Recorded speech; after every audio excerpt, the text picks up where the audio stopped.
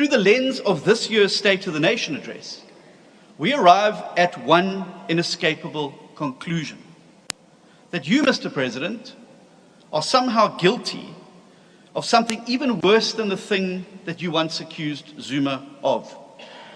For if President Zuma presided over 9 wasted years, you, sir, have presided over 5 disastrous years. What happened under Zuma was a tragedy, but what has happened under your watch is a farce.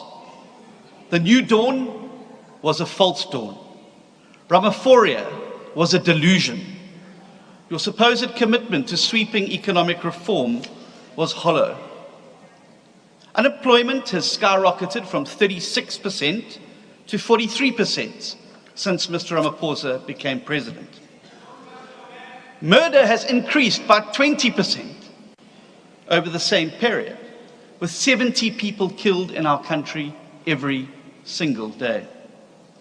And as we all know, the rolling blackouts have now become a daily feature of permanent life under the Ramaphosa era. Yes, Tumamina was an empty slogan. Yes, the new dawn was a cruel mirage.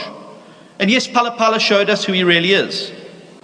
And yes, we too wonder, as he said, why he is still doing the job. Gave us the real impression that this job is nothing but a side hustle for him. Because it is now quite clear that President Ramaphosa has failed. I've known the president of the ANC longer than many of you, and he has known me when I was very young. Under no circumstances will he ever be threatened by me, or can he feel that his life is under threat because Julius is next to him. The president himself said when he was playing golf the following day that he never felt intimidated, neither was he scared when he was in this parliament. So who are you saying? What are you saying? The people who use your own stomachs to think. The president has put you under the bus, those who said the president was under threat. He said himself was never under threat, neither was he intimidated. So what were the police doing here? They were here because the speaker has lost total control of this parliament, and that's why she must step down. We take this opportunity to say to the people of South Africa, what you are listening to is not a real state of the nation, it's a hearsay. Our country is in the middle of several man-made crises.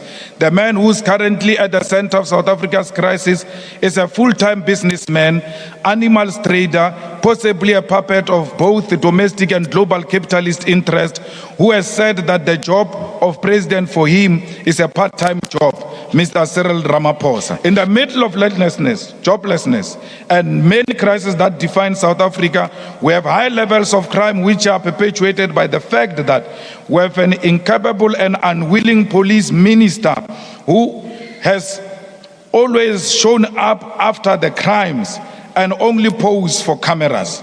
This leader has demonstrated that he has got nothing to offer except to project himself as a modern day model. He is indeed a certified fool without any alternative to reducing crime in South Africa. Now you have established Minister of Electricity. We hope to see Minister of Trains. We hope to see Minister of Flights. We hope to see Minister of Dinan.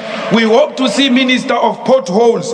We hope to see Minister of GBV. Because the reality is that, Mr. President, nothing is working under you. You are a man on top and doing nothing.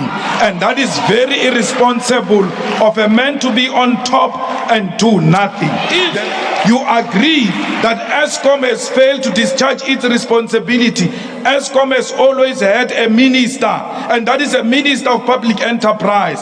And if we need a separate minister, it means that minister has failed. Why are you so scared to remove an incompetent minister who has failed and collapsed everything in the state-owned, under a state-owned enterprise?